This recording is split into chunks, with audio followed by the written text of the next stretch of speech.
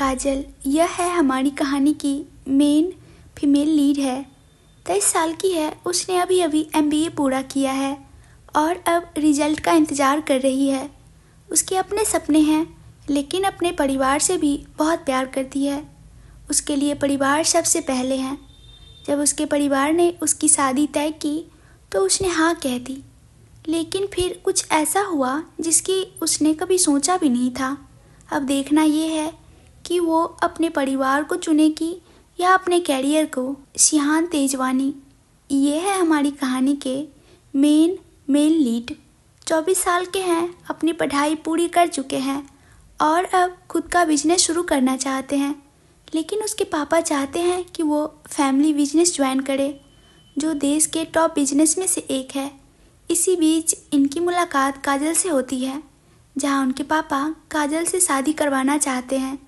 वही शिहान को काजल पसंद नहीं है, इसलिए उन्होंने अपने पापा से कहा कि अगर उन्हें काजल से शादी करनी है तो पापा को उन्हें खुद का बिजनेस शुरू करने देना होगा और अपने बिजनेस को उन्हें सौंपने का सपना छोड़ना होगा। अब देखते हैं आगे उनकी ज़िंदगी में क्या होता है। काजल के परिवार के सदस्य। माँ का नाम है भाव्या, पिता का नाम मुकेश, चाचा विपुल और हरीश, भाई भागेश, बेस्ट फ्रेंड लीना और रूहान। शिहान के परिवार के सदस्य। माँ का नाम कविता, जिनका निधन शिहान के जन्म के समय हो गया। पिता का नाम है शिव प्रसाद, चाचा राम प्रसाद, भाई रिहान। आज वो दिन है जिसका मैं बचपन से इंतज़ार कर रही थी, लेकिन जब ये दिन आया ना तो मैं खुश हूँ और ना ही उत्साहित। मेरी शादी को लेकर मेरे बहुत सारे सपने थे। मेरे परिवार ने मेरी जानकारी के बिना ही मेरी शादी तय कर दी। उन्होंने बस कल ही मुझे बताया है कि आज मैं अपने जीवन साथी से मिलने जा रही हूँ। मैं बहुत नर्वस महसूस कर रही हूँ, हालांकि मैं पहले भी उससे और उनके परिवार से मिल चुकी हूँ। काजल, क्या तुम तैयार हो? अचानक मेरी माँ कमरे में आई और मेरी सोच में खलल डाल दिया। तुम्हें और कितना समय चाहिए काजल? जल्दी तैयार हो जाओ। माँ, मैं तैयार हूँ, तो चलो फिर। उन्होंने मेरा हाथ पकड़ा और चलने लगी, लेकिन मैंने उन्हें खींच लिया और घबराहट में पूछा, मुझे उनसे क्या बात करनी चाहिए? ये भविष्य को तय करने दो। हाँ ठीक है, लेकिन जब मैं उनसे बात करूँ तो आप मेरे पास जरूर रहना। उन्होंने अपने गर्म हाथों से मेरा गाल छुआ और अपनी सबसे प्यारी मुस्कान दी, जिससे मुझे थोड़ा आराम महसूस हुआ। फिर उन्होंने अपने अनुभव मेरे साथ साझा किया। जब वो पापा से मिलने जा रही थी तब वो कितनी नर्वस थी। जब तुम उससे मिलो तो बस खुद को वैसे ही पेश करो जैसी तुम हो। उससे वो सब पूछो जो तुम उसके बारे में जानना चाहती हो, और जो वो पूछे उसका सही जवाब दो। क्या पूछूं और वो क्या पूछेगा? चलो, सब इंतज़ार कर रहे हैं। ठीक है, मुझे क्या पूछना चाहिए? मैं उसके और उनके परिवार के बारे में सब जानती हूँ। उनके पापा मुझे अपनी बेटी मानते हैं, लेकिन क्या शिहान भी मेरे बारे में जानता है? मुझे नहीं पता, देखते हैं। और इन्हीं ख्यालों में खोई हम आधे घंटे में होटल पहुंच गए। हमारे परिवार आपस में मिले, फिर हम बैठ गए, लेकिन मैं उसे नहीं देख पा रही थी। क्या वो अब तक नहीं आया? मैं उसे ढूंढ रही थी। मैंने होटल के चारों ओर नज़र दौड़ाई। मेरी नज़र उनके पापा पर पड़ी। क्या देख रही हो बेटा? मैं फिर से नर्वस हो गई। कुछ नहीं अंकल। आहा, अब अंकल नहीं, मुझे पापा बुलाओ। ठीक है जी पापा, वो यहाँ नहीं है, वो रास्ते में है। कौन? तुम जानती हो शिहान, वो रास्ते में है, चिंता मत करो। ठीक है। हाँ, अचानक एक फ़ोन की घंटी बजी। वो अंकल का फ़ोन था। वो उठे और फ़ोन रिसीव करने के लिए साइड में चले गए। आधे घंटे से ज़्यादा हो गया और हम अभी उनका इंतज़ार कर रहे हैं, जैसे वो कोई VIP हो या और कुछ। मैं उठी और सबका ध्यान मेरी ओर चला गया। मुझे वॉशरूम जाना है, माफ़ कीजिएगा। मैंने इतना कहा और वॉशरूम की तरफ चली गई। उसके बाद जब मैं वापस आई तो मुझे लगा कि मुझे कॉफ़ी पीनी चाहिए। मैंने कॉफ़ी का ऑर्डर दिया। जैसे ही मैंने अपनी कॉफ़ी का ऑर्डर दिया, मुझे पता नहीं कब मैं उस दिन के बारे में सोचने लगी जब मैंने उसे पहली बार देखा था। वो एक शादी का रिसेप्शन था और मैं अपने चाचा के साथ वहाँ गई थी। क्योंकि वह उनके दोस्त के बेटे का रिसेप्शन था। मेरे चाचा अपने दोस्त से बात करने में व्यस्त थे और मैं वहाँ किसी को नहीं जानती थी, इसलिए मैं बोर हो रही थी और मैं इधर उधर देख रही थी और अचानक मैंने एक आदमी को देखा। वह गोरे रंग का था, नीली आंखें, काले सूट में था और उस सूट में वह इस दुनिया का सबसे हैंडसम आदमी लग रहा था। उस समय वह किसी की मदद कर रहा था।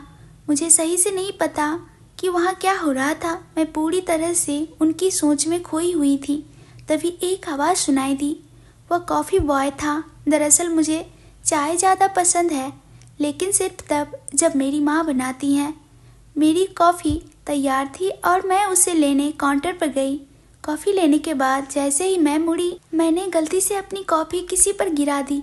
जब मैंने ऊपर देखा, वह सिहान था। मैंने घबराते हुए कहा, सॉरी, मैं सच में सॉरी हूँ, मैंने आपको नहीं देखा। वह कुछ कहने ही वाला था कि उनके पापा आ गए और उन्होंने मुझे उनसे मिलवाया। मैंने उसे हाय कहा, लेकिन उसने पूरी तरह से नज़रअंदाज कर दिया और हम वापस अपनी सीट पर चले गए। हम दोनों में से किसी ने एक शब्द भी नहीं कहा। हम बस अपने माता पिता की बातें सुन रहे थे। अचानक वह खड़ा हुआ और कहा, मुझे यह शादी नहीं करनी, मुझे आपकी प्रिय बेटी से शादी नहीं करनी, मेरा समय बर्बाद मत कीजिए। मैं कभी भी आप जैसे लोगों के साथ कोई रिश्ता नहीं रखना चाहता, तो शादी तो बहुत दूर की बात है। यह मत सोचिए कि आप मुझे फंसा सकते हैं। जैसे ही उसने अपनी बात खत्म की, वह वहाँ से चला गया। हम सब उस समय हैरान थे, यहाँ तक कि उसके पापा भी चौंक गए थे। उन्होंने कभी नहीं सोचा था कि उनका बेटा उनके फैसले के खिलाफ जाएगा। उन्होंने अपने बेटे की तरफ से माफ़ी मांगी और चले गए। सिहान।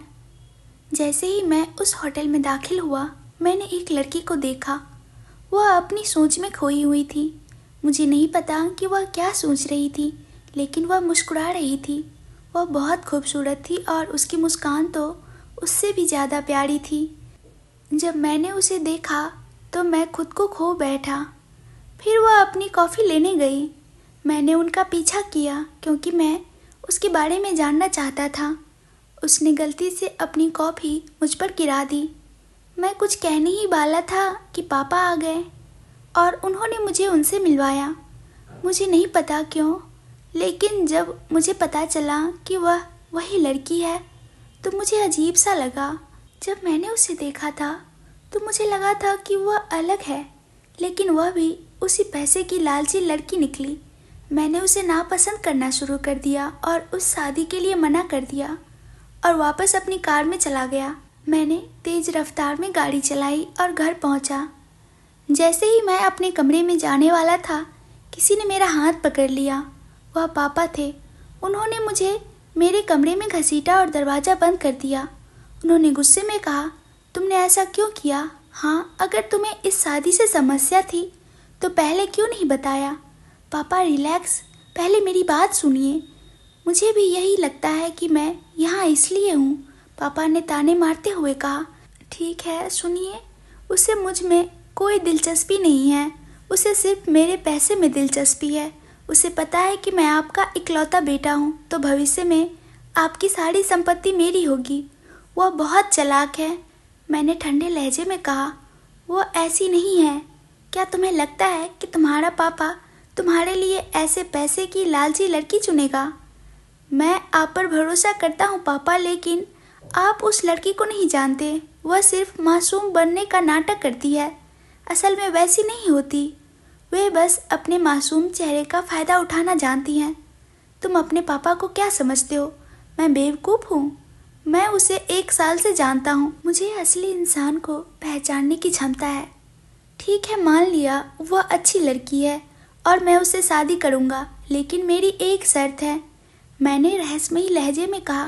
क्या? उन्होंने उलझन में पूछा। आपको मुझे या उसे किसी एक को चुनना होगा।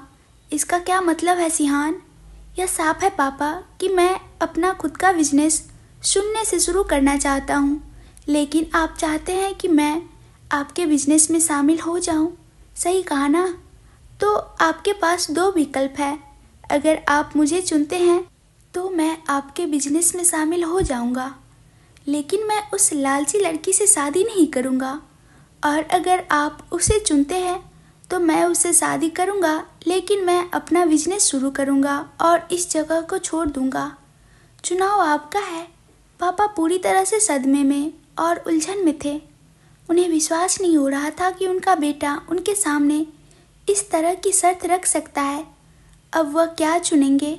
सिहान ने अपने पिता के उलझे हुए चेहरे की तरफ देखा और ठंडे लहजे में कहा, ठीक है, मैं आपको एक दिन देता हूँ, तय कर लीजिए कि आप क्या चाहते हैं। तब तक मैं इस घर से चला जाता हूँ ताकि आपको सोचने का समय मिल सके। चिंता मत करिए, मैं ठीक रहूँगा। अगली सुबह सिहान के पिता ने उसे कॉल किया और आने के लिए कहा। 15 मिनट बाद जब वह घर पहुँचा तो उसने जो देखा उससे वह हैरान रह गया। उसने देखा कि वहाँ सब मौजूद थे और खुशी खुशी बातें कर रहे थे। जब उसके पिता ने उसे देखा तो वह उसके पास आए और उसका हाथ पकड़कर उसे एक तरफ ले गए। उन्होंने उनसे कहा, मैंने फैसला कर लिया है शिव प्रसाद। मेरा बेटा ऐसी शर्त कैसे रख सकता है? मैं क्या चुनूं? मुझे पता है कि काजल वैसी लड़की नहीं है और वह उसके लिए सबसे अच्छा चुनाव है। मैं उसे मनाने के लिए क्या करूं? मैंने कुछ सोचा और किसी को कॉल किया। हाँ, वह काजल थी। मैंने उसे सब कुछ बताया क्योंकि मैं उसकी राय भी जानना चाहता था। आखिरकार ये उसकी ज़िंदगी का सवाल है। काजल, अब मुझे क्या करना चाहिए? बिल्कुल आपके बेटे को। अगर आपको उसके और मेरे बीच किसी एक को चुनना पड़े तो अपने बेटे को चुनिए। वह आपका बेटा है और आपको उसे समझना चाहिए। अगर वह मुझसे शादी नहीं करना चाहता तो मुझे नहीं लगता कि आपको उसे मजबूर करना चाहिए। मुझे उसे अच्छे से पता है। मैं उसका पिता हूँ। मैं सिर्फ उसकी खुशी चाहता हूँ। ठीक है, उसे खुद ही निर्णय लेने दीजिए। यही शर्त उसके सामने भी रख दीजिए। देखते हैं वह क्या चाहता है। क्या तुम पक्का कह रही हो? हाँ, मैं पूरी तरह से पक्की हूँ।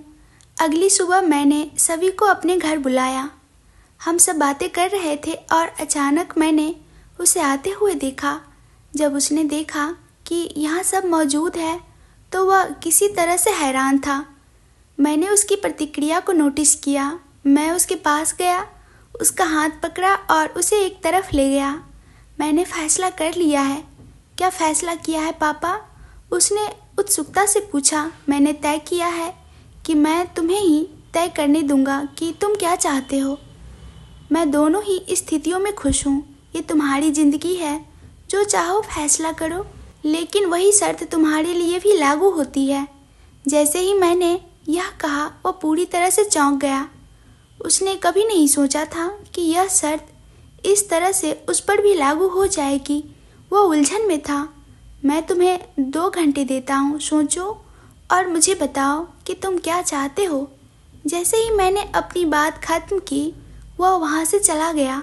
सिहान, मैं अभी उलझन में था कि यह सब कैसे हो गया। मुझे अपने सपने और अपने पिता के बीच किसी एक को चुनना था। मैं कुछ समय के लिए अकेला रहना चाहता था और मैं वहाँ से निकल गया। जैसे ही मैं अपनी कार की तरफ जा रहा था, किसी ने मेरी पीठ के पीछे से कहा, तो मैंने तुम्हारे लिए इसे आसान कर दिया। वह वही थी। मुझे पहले से ही इसका ख्याल क्यों नहीं आया? यह उसका ही प्लान था। क्या तुम्हें सच में पैसे से इतना प्यार है? मैंने ठंडे लहजे में कहा। वह पूरी तरह से उलझन में थी कि मैंने उससे क्या कहा। मैं उसकी उलझन को महसूस कर सकता था। इसका क्या मतलब है? रुको, मुझे मत बताओ कि तुम सोचते हो कि मैंने ये सब तुम्हारे पैसे के लिए किया। हाँ, सच में मैंने तो तुम्हारे लिए चुनाव को आसान कर दिया। तुम अपने पारिवारिक बिजनेस को संभाल सकते हो और फिर तुम्हें मुझसे शादी करने की ज़रूरत नहीं होगी। मुझे लगता है ये बहुत ही साधारण विकल्प है। तुमने इसे आसान नहीं बल्कि और जटिल बना दिया है। तुम्हारे लिए ये आसान है क्योंकि तुम्हें पता है कि मैं अपने सपनों को चुनूंगा। उसके अनुसार तुम्हें मुझसे शादी करनी होगी और तुम ये जानती हो कि भविष्य में चाहे जो भी हो, अंत में मेरे पापा की सारी संपत्ति मेरी ही होगी। चाहे मैं अपने सपने को चुनूं या अपने पापा। तो तुमने अच्छा खेल खेला। तुम अपने सपनों को चुनने वाले हो, न कि अपने पिता को। हाँ, मैंने तो सोचा था कि तुमने ये शर्त इसलिए रखी क्योंकि तुम्हें पता था कि तुम्हारे पापा तुम्हें ही चुनेंगे और उसके बाद तुम अपने पारिवारिक बिजनेस में शामिल हो जाओगे और तुम्हें मुझसे शादी नहीं करनी पड़ेगी। क्या यह आसान नहीं था? जब मैंने सुना कि वह क्या सोच रही थी तो मुझे कहीं न कहीं महसूस हुआ कि शायद मैंने उसके बारे में पहले ही गलत धारणा बना ली थी। मेरा सपना मेरे लिए महत्वपूर्ण है। तुम्हारा सपना क्या है? एक बिजनेस चलाना। तुम्हारे पापा भी तो यही चाहते हैं। मुझे उनका बिजनेस नहीं चाहिए, मैं अपना खुद का बिजनेस शुरू करना चाहता हूँ। क्या तुम समझती हो? तुम्हारा सपना तुम्हारे लिए महत्वपूर्ण है, लेकिन तुम्हारे पापा का क्या?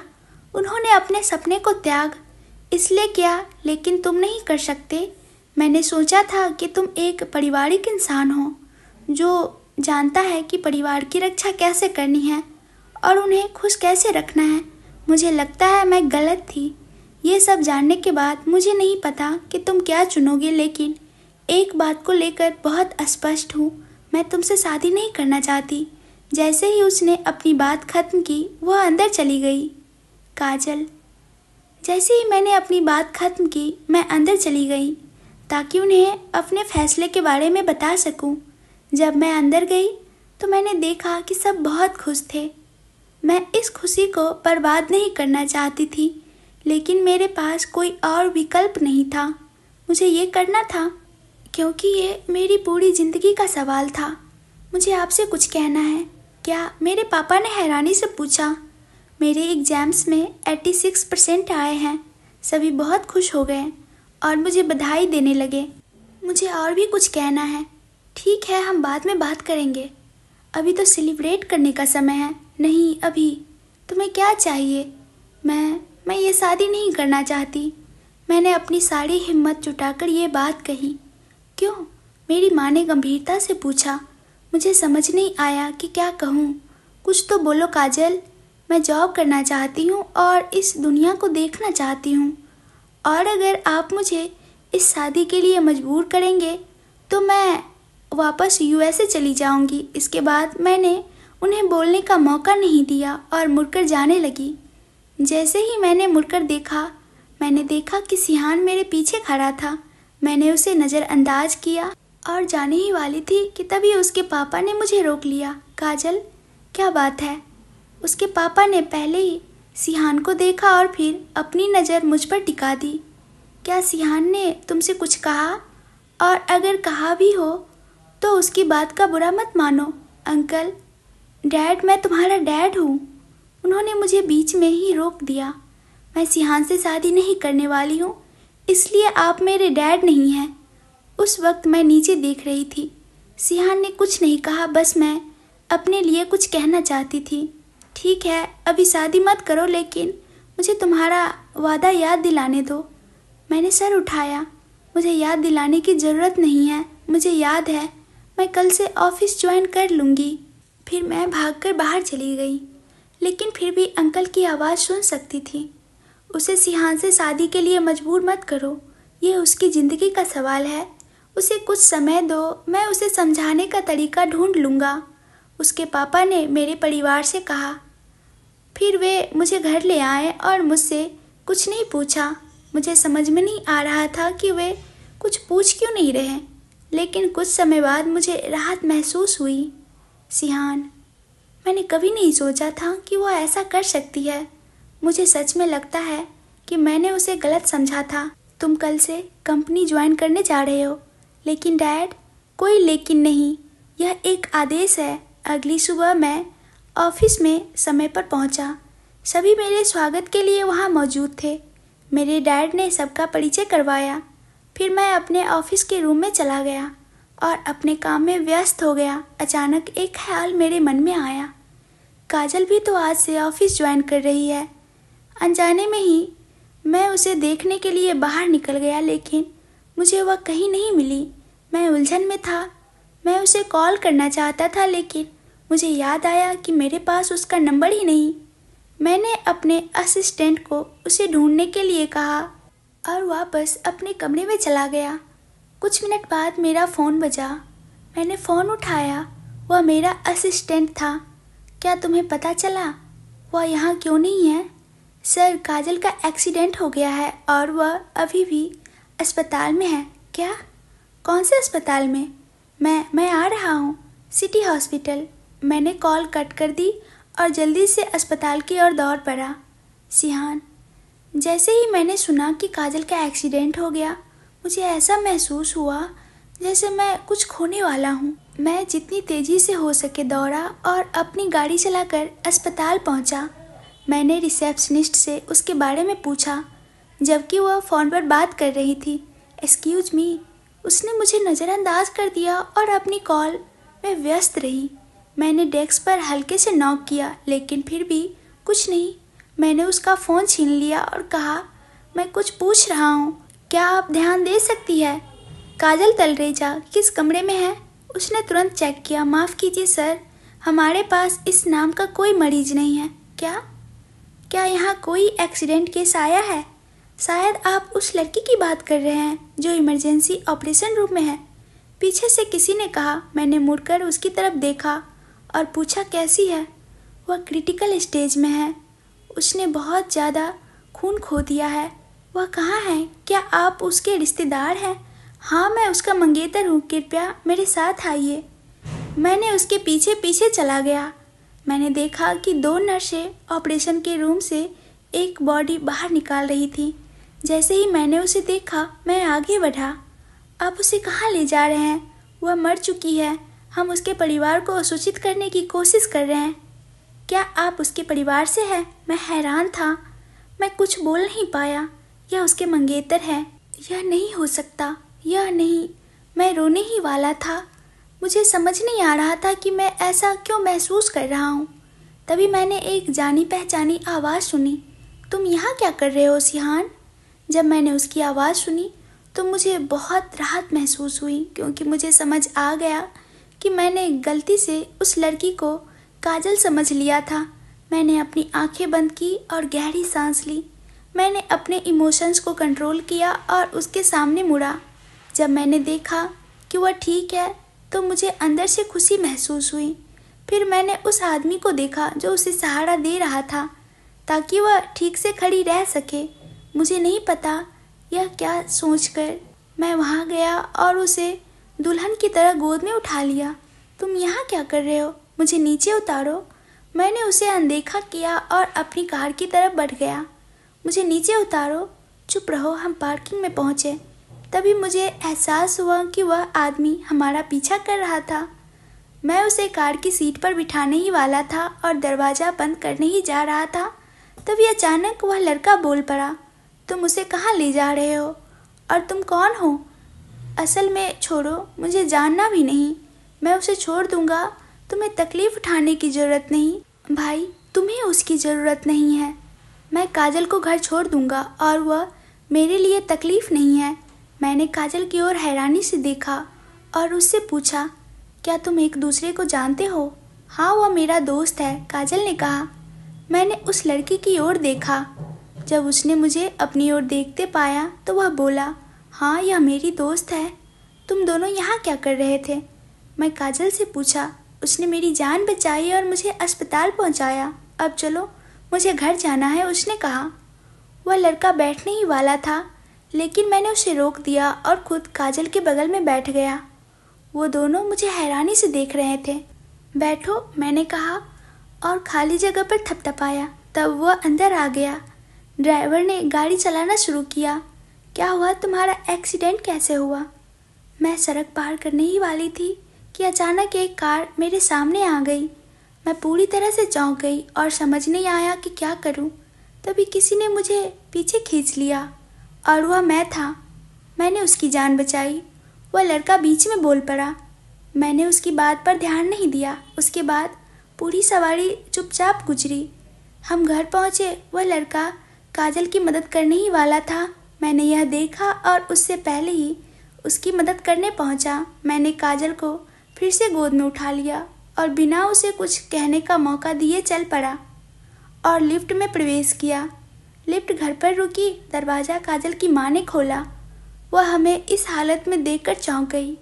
सिहान ने उसे नज़रअंदाज किया और अंदर चला गया। उसने मेरी माँ से मेरे कमरे के बारे में पूछा और सीधे कमरे की ओर बढ़ गया। उसने मुझे बिस्तर पर लिटा दिया। मेरी माँ और रूहान भी हमारे पीछे पीछे आए। क्या हुआ उसे? माँ ने चिंतित होकर पूछा। मैं कुछ कहने ही वाली थी कि सिहान बोल दिया, एक्सीडेंट हो गया था और अब वह ठीक है, उसे थोड़ी देर आराम करने दीजिए। ठीक है, यह कहकर वह सब नीचे चले गए। वे सभी लिविंग रूम में पहुंच गए। तुम वापस जा सकते हो, मैं यहाँ हूँ, सिहान ने रूहान से कहा। नहीं, मुझे उसके साथ रहने दो। तुम व्यस्त लग रहे हो, तुम वापस जा सकते हो। मैं उसका मंगेतर हूँ, मैं उसका ख्याल रखूँगा। उसे तुम्हारी ज़रूरत नहीं, तुम उसके मंगेतर नहीं हो। तुमने खुद ही मना कर दिया था, है ना? यह तुम्हारा मामला नहीं है। काजल की माँ दोनों को देख रही थी। वह समझ नहीं पा रही थी कि क्या कहे। उन्होंने बस उन्हें रोक दिया, उन्हें बिठाया और खुद रसोई में चली गई। काजल कमरे में बोर हो रही थी, इसलिए वह नीचे आ गई। वह सीढ़ियों से उतर रही थी, तभी उसका पैर फिसला और वह गिरने ही वाली थी कि सिहान ने उसे पकड़ लिया। Thank you. वह फिर से उसे गोद में उठा लेता है। उसे पता था कि वह उसकी बात नहीं सुनेगा, इसलिए उसने चुपचाप उसकी बात मान ली। उसने उसे सोफे पर बिठाया और खुद उसके बगल में बैठ गया। तुम्हें आराम करने की ज़रूरत है। कमरे में बोर हो रही थी, इसलिए नीचे आ गई। अगर तुम्हें कुछ चाहिए तो मुझे बता दो, मैं यहीं हूँ। और मैं भी, रूहान ने कहा। तुम दोनों को इसकी ज़रूरत नहीं। मेरे पास एक परिवार है जिसने 22 सालों तक मेरा ख्याल रखा और आगे भी रखेगा। तुम दोनों घर जाओ। उसने उन्हें बोलने का मौका नहीं दिया। मुझे कुछ नहीं सुनना, घर जाओ। ठीक है, रूहान ने कहा। वे दोनों जाने ही वाले थे कि सिहान ने कहा, तुम्हें कुछ दिनों के लिए ऑफिस आने की ज़रूरत नहीं है, अच्छे से आराम करो। सिहान। कुछ दिनों बाद ऑफिस में मैं कार से बाहर निकला। हमेशा की तरह कंपनी में दाखिल हुआ। सभी ने मेरा स्वागत किया, सुबह की शुभकामनाएं दी, लेकिन मुझे ठंडे अंदाज में जवाब देना पड़ा क्योंकि मैं CEO हूँ। कुछ दिन हो गए मैंने ऑफिस ज्वाइन किया है और अब लगभग सारा काम संभाल लिया है। मैं अपने ऑफिस में चला गया। कुछ मिनटों बाद मुझे याद आया कि मैं अपनी फाइल कार में भूल आया हूँ। मैं उसे लेने बाहर गया और मैंने काजल को रूहान के साथ आते देखा। मैं हैरान रह गया, वो रूहान के साथ क्यों है और क्या वो आज से ज्वाइन कर रही है? मुझे उसके बारे में क्यों नहीं पता। मैं उसके पास गया। काजल, क्या तुम आज से ज्वाइन कर रही हो? हाँ। अच्छा, चलो मैं तुम्हें ऑफिस दिखा देता हूँ। असल में हम दोनों ही ज्वाइन कर रहे हैं और आपको हमें हमारा ऑफिस दिखाने की ज़रूरत नहीं है, हम पहले ही देख चुके हैं, रूहान ने कहा। और मैंने काजल की ओर देखा। तुम्हारा पैर अब कैसा है? क्या दर्द अभी हो रहा है? मैं तुम्हें उठा सकता हूँ? इससे पहले कि मैं अपनी बात पूरी करता, उसने बोल दिया, नहीं, मैं ठीक हूँ और यह ऑफिस है, मैं आपकी कर्मचारी हूँ और आप CEO है। तो ऑफिस में हम एक दूसरे को नहीं जानते।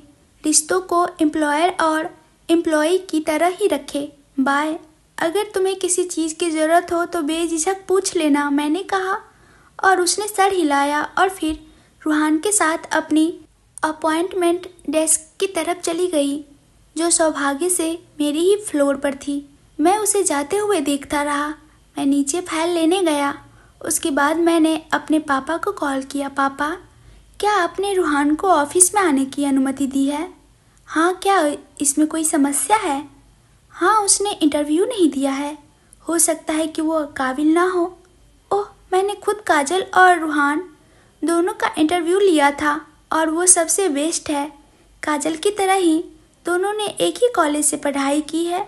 ठीक है, मैंने कॉल काट दी। मुझे परेशान कर रहा था। मुझे पता था कि इससे मुझे कोई फ़ायदा नहीं होगा। मैं ऊपर गया। मैंने देखा कि दोनों आपस में बातें कर रहे थे और हंस रहे थे। मुझे समझ नहीं आया कि मैं क्या सोच रहा था। मैं उसके पास चला गया। यह ऑफिस टाइम है, दोनों अपना ध्यान काम पर लगाओ। मैं अपने ऑफिस में चला गया। मैंने उन्हें कोई बहाना देने का मौका नहीं दिया। लंच टाइम में मेरी एक मीटिंग थी, तो मैंने नीचे गया और लंच रूम के पास से गुजरा। मैंने देखा कि दोनों हंस रहे थे। मैं ज़्यादा दूर नहीं था। मैं उन्हें देख और सुन सकता था, लेकिन उन्होंने मुझे नहीं देखा क्योंकि मैंने खुद को छिपा लिया था। वे दोनों कुछ बातें कर रहे थे, तभी वेटर आया और उन्हें सर्व किया। Thank you. तो तुम क्या बात कर रहे थे? मैं तुम्हें इस नौकरी के लिए धन्यवाद करना चाहता हूँ। अरे इसका जिक्र मत करो, तुम तो इस नौकरी के काबिल हो। बस ऐसा था कि तुम मेरे कारण इंटरव्यू मिस कर गए थे। तुम्हें पता है, मैं भगवान का शुक्रिया अदा करता हूँ कि मैं उस समय वहाँ था ताकि मैं तुम्हें बचा सका। इसके लिए फिर से धन्यवाद। उसे नौकरी काजल की वजह से मिली। कैसे कर सकती हो ऐसा? अचानक मेरा फ़ोन बजा। मैंने फ़ोन उठाया। ये मेरे पापा के असिस्टेंट का कॉल था। हेलो। क्या? ये सब मेरे साथ ही क्यों हो रहा है? मेरे मुंह से अचानक निकल गया। काजल। मैं लंच के रूम में रूहान से बात कर रही थी, तभी मेरा फ़ोन बजा। मैंने फ़ोन उठाया। हेलो। क्या? तुम कहाँ हो? मैं आ रही हूँ। मैं चौंक गई और अंकल सिहान के पापा को लेकर बहुत चिंतित हो गई। उन्हें हार्ट अटैक आया था और उनकी हालत गंभीर थी। जैसे ही कॉल खत्म हुई, मैं तुरंत अस्पताल जाने के लिए खड़ी हो गई। तुम कहाँ जा रही हो? क्या हुआ? रूहान ने मेरा हाथ पकड़ा। सिहान के पापा को हार्ट अटैक आया है, मैं उन्हें देखने जा रही हूँ। मैं भी तुम्हारे साथ चलूँगा। मैंने सर हिलाया और हम पार्किंग की तरफ बढ़े जहाँ मैंने सिहान को देखा। मैं उसके पास गई। क्या तुम जा रहे हो? हाँ, उसने मेरी बात बीच में ही काट दी, जैसे उसे पहले से ही पता हो कि मैं क्या पूछने वाली हूँ। मैंने उसके साथ चलने को कहा और रूहान को कार चलाने के लिए कहा। नहीं, मैं उसे अपनी कार की चाबी नहीं दूंगा। सिहान प्लीज, अभी ये बात करने का समय नहीं है, तुम चलाओ। ठीक है, मुझे चाबी दो। उसने मुझे चाबी दी और मैंने वो चाबी रूहान को दे दी। जैसे ही वह कुछ कहने वाला था, मैंने उसे बीच में ही रोक दिया और उसे कार में बिठा दिया। हम सब साथ में अस्पताल गए। अस्पताल के कमरे में जैसे ही हम अस्पताल के प्रवेश द्वार पर पहुंचे, मेरा भाई वहां हमारा इंतजार कर रहा था। हम अंदर गए। अंकल अब भी बेहोश थे। सिहान बहुत परेशान था। मैं देख सकती थी कि वह खुद को रोने से रोक रहा था। वह खुद को टूटने नहीं देना चाहता था। मैं उसके पास गई। अंकल जल्दी ठीक हो जाएंगे, चिंता मत करो। वो मेरे सब कुछ है, मैं उन्हें खोने का सोच भी नहीं सकता। जैसे ही उसने ये कहा, उसकी आंखों से आंसू बह निकले और अचानक उसने मुझे गले लगा लिया। मैं चौंक गई, लेकिन समझ गई कि इस पल में उसे किसी की ज़रूरत है। मैंने अपने परिवार की ओर देखा और वो सामान्य थे। मुझे विश्वास नहीं हुआ, लेकिन मैंने उस बात को नज़रअंदाज किया और उसे वापस से गले लगा लिया। कुछ मिनटों बाद डॉक्टर कमरे से बाहर आए और बोले, वो अब होश में हैं, लेकिन अब भी खतरे में हैं। सर, क्या हम उनसे मिल सकते हैं? सिहान ने पूछा। काजल और सिहान कौन है? हम दोनों ने एक साथ कहा। वो आप दोनों से मिलना चाहते हैं, आप अंदर जा सकते हैं। डॉक्टर ने कहा कि हम दोनों उनसे मिल सकते हैं, लेकिन हमारे साथ हर कोई अंदर चला गया। पापा आप ठीक है? सिहान ने अपने पापा का हाथ पकड़ा और कहा। उनके असिस्टेंट ने जवाब दिया। सर कॉफ़ी पी रहे थे और अचानक उनके दिल में दर्द हुआ। हम उन्हें यहाँ ले आए और डॉक्टर ने कहा कि ये हार्ट अटैक है। जैसे ही वह कुछ कहने वाला था, उनके पापा को खांसी आई और उसके मुंह से खून निकल आया।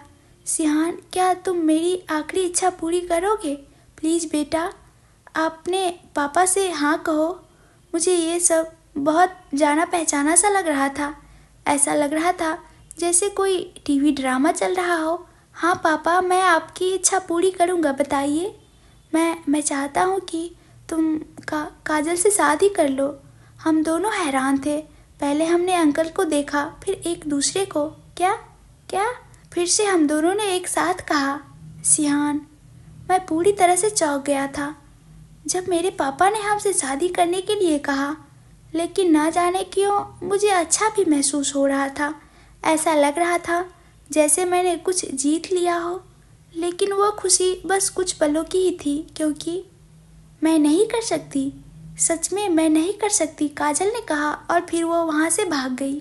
सिहान, उसके पीछे जाओ और उसे मनाओ कि वो तुमसे शादी कर ले, अगर तुम अपने पापा को भविष्य में देखना चाहते हो। सिहान के पापा ने कहा। मैं एक जगह खड़ा रह गया, समझ नहीं आया कि क्या करूं। जाओ जल्दी जाओ, पापा के शब्दों ने मुझे होश में ला दिया। हाँ, उसके बाद मैं उसके पीछे भागा। मुझे नहीं पता था वो कहाँ गई। मैंने पूरे अस्पताल में उसे ढूंढा। जब मैं वापस आ रहा था तो मैंने उसे गार्डन में एक बेंच पर बैठा देखा। उस समय मुझे राहत महसूस हुई और मैं उसके पास गया। मैं उसके पास बैठ गया। तुम सच में मुझसे शादी नहीं करना चाहती? कम से कम अभी तो बिल्कुल नहीं। मुझे पता है, लेकिन कम से कम मेरी बात तो सुन लो पहले। तुम मुझे मजबूर नहीं कर सकते। मैं मजबूर नहीं कर सकता, लेकिन कम से कम तुम्हें समझा तो सकता हूँ। मुझे पता है कि मेरी बात सुनने के बाद तुम ना का मतलब ना। उसने मेरी बात बीच में ही काट दी। मुझे पता था कि वो कैसा महसूस कर रही हैं और ये सब मेरी वजह से हो रहा था। मैंने उसे ऐसा महसूस कराया है कि वो मुझसे शादी नहीं कर सकती। मुझे नहीं पता था क्या करना चाहिए। मुझे तो ये भी नहीं पता था कि मुझे उसे मनाने की कोशिश जारी रखनी चाहिए या नहीं। हम दोनों चुप थे। समझ नहीं आ रहा था क्या बात करें, लेकिन हमारे दिमाग में सब उलझा हुआ था। काजल, तुम समझ क्यों नहीं रही हो कि मैं क्या महसूस कर रहा हूँ? अंदर मेरे पापा हैं, जिन्हें मैं इस दुनिया में सबसे ज़्यादा प्यार करता हूँ। उनकी हालत नाजुक है। वो मुझसे कह रहे हैं कि मैं तुमसे शादी कर लूँ, वरना वो मुझे देखना भी नहीं चाहते। जैसे ही मैंने ये कहा, अनजाने में मेरी आंखों से आंसू आ गए। बताओ, अगर अंदर तुम्हारे पापा होते और वो चाहते कि तुम मुझसे शादी करो तो तुम क्या करती? बताओ। हाँ, मैं उसके करीब आ गया और वो घबराई हुई पीछे हटने लगी। मैं समझ सकती हूँ, लेकिन प्लीज़, ये मेरे पापा का सवाल है, एक बार फिर से सोचो। इसके बाद मैं मुड़ा और अंदर चला गया, लेकिन मुझ में इतनी हिम्मत नहीं थी कि मैं पापा के कमरे में जाऊँ। इसलिए मैं दरवाजे के बाहर बेंच पर बैठ गया और सोचने लगा उसका जवाब क्या होगा। मुझे पता है कि मैं इस वक्त थोड़ा स्वार्थी हो रहा हूँ, अपने और अपने पापा के बारे में ही सोच रहा हूँ, लेकिन कोई भी मेरी जगह होता तो वो भी शायद ऐसा ही करता। आखिर ऐसे समय में हर कोई अपने बारे में ही सोचता है ना? हाँ, लेकिन अगर उसने मना कर दिया तो मैंने इस संभावना के बारे में सोचना शुरू कर दिया और इसका कोई समाधान भी खोजने की कोशिश की, लेकिन कुछ समझ नहीं आया। मुझे नहीं पता वहाँ कितनी देर मैं बैठा रहा। अचानक मुझे ऐसा महसूस हुआ जैसे कोई मुझे देख रहा हो। मैंने ऊपर देखा और सामने एक जानी पहचानी सी शक्ल खड़ी थी। हाँ, वो काजल थी। मैंने उसकी आंखों में देखा और अचानक उसने अपनी नज़रें हटा ली और मुझे इशारे से अपने पीछे आने को कहा। काजल, मैंने इसके बारे में सोच लिया। जैसे पहले से जानती थी कि मुझे भविष्य में उससे शादी करनी है, तो क्यों ना अभी हाँ कह दूँ। लेकिन ये सब इतना अचानक हो गया कि मैं इसे संभाल नहीं पा रही थी। मैं जानती हूँ कि मेरी शादी उसी से होनी थी, लेकिन ये स्थिति अलग है। इस समय हमारे माता पिता हमें मजबूर कर रहे हैं शादी के लिए।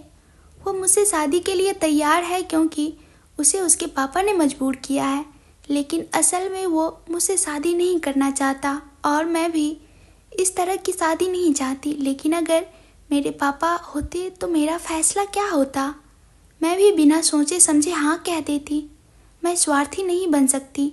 ओह, मेरी ये आदत। कभी कभी तो मुझे खुद से नफरत होती है कि मैंने कभी कभी स्वार्थी क्यों नहीं हो पाती। ये सब सोच सोच कर थक गई थी। आखिरकार मैंने हाँ कहने का फैसला कर लिया।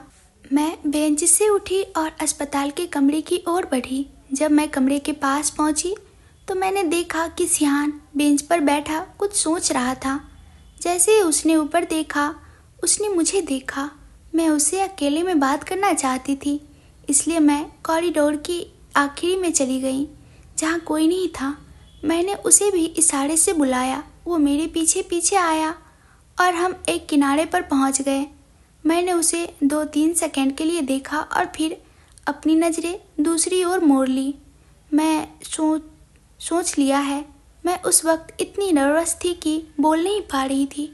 मैं पूरी कोशिश कर रही थी कि उसे हाँ कह सकूं, लेकिन तभी उसने कन्फ्यूजन में और जैसे कोई सुझाव दे रहा हो, कहा, मुझे पता है ये तुम्हारे लिए मुश्किल है, मेरे लिए भी। मैं भी अभी शादी नहीं करना चाहता।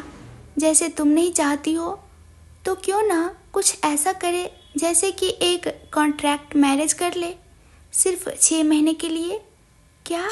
मैं हैरान थी। मेरा मतलब, मैं तो उसके और उसके पापा के लिए हाँ कहने वाली थी, लेकिन ये लड़का, हाँ 6 महीने के बाद हम उन्हें कह देंगे कि हम एक साथ नहीं रह सकते और तलाक चाहते हैं।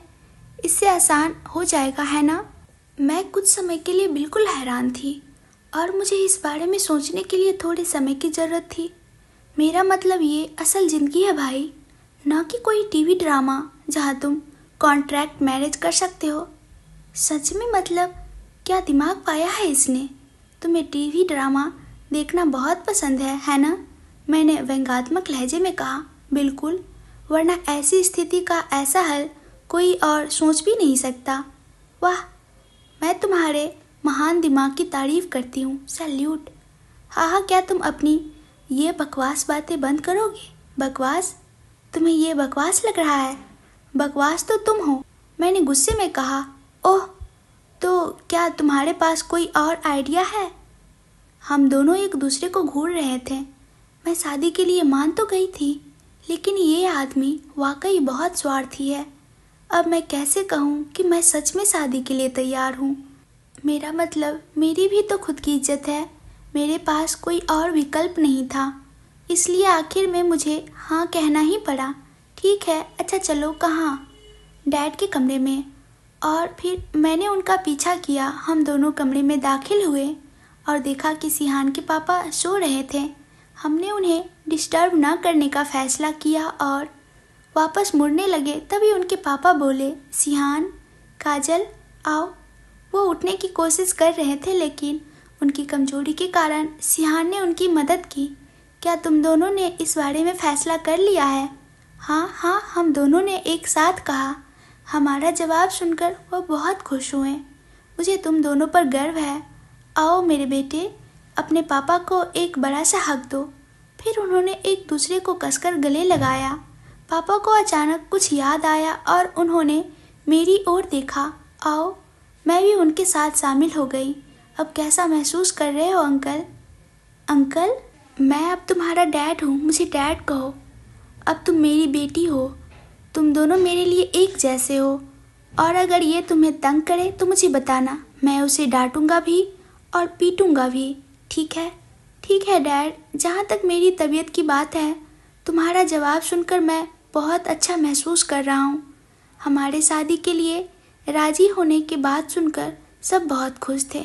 सबने हमें बधाई दी और ढेरों आशीर्वाद दिए। अगले ही दिन डैड ने खुद ही शादी की तैयारी करने का जिम्मा ले लिया। ठीक है, तो शादी परसों होगी, डैड ने कहा। डैड, क्या ये ज़्यादा जल्दी नहीं है? मुझे तो नहीं लगता। आप सब क्या सोचते हो? बिल्कुल, हमें कोई आपत्ति नहीं है। तो फिर चलो शॉपिंग के लिए चलते हैं। हाँ, सभी लोग उत्साहित थे। फिर हम शॉपिंग मॉल की ओर बढ़े ताकि सभी के लिए कपड़े खरीद सकें। डैड इवेंट मैनेजर से फ़ोन पर बातें कर रहे थे और उन्हें शादी हॉल को सजाने के बारे में बता रहे थे। ऐसा करते हैं, मैं शाम को तुम्हारे पास आऊँगा और फिर हम तय करेंगे कि क्या करना है। इतना कहकर उन्होंने फ़ोन काट दिया। उन्होंने फैसला किया कि हमें काजल और सिहान दोनों को एक साथ जाने देंगे और वे खुद दूसरे दुकान पर जाएंगे। इस कहानी का पहला भाग आप लोगों को सुनने में कैसा लगा प्लीज़ बताइएगा। और अगर आप लोग चाहते हैं कि इस कहानी को कंटिन्यू रखूं तो ढेर सारे कमेंट्स करके बताइए और इस कहानी को प्यार दीजिए अगर अच्छा लग रहा है तो। और वीडियो को लाइक कीजिए, हो सके तो शेयर कर लीजिए।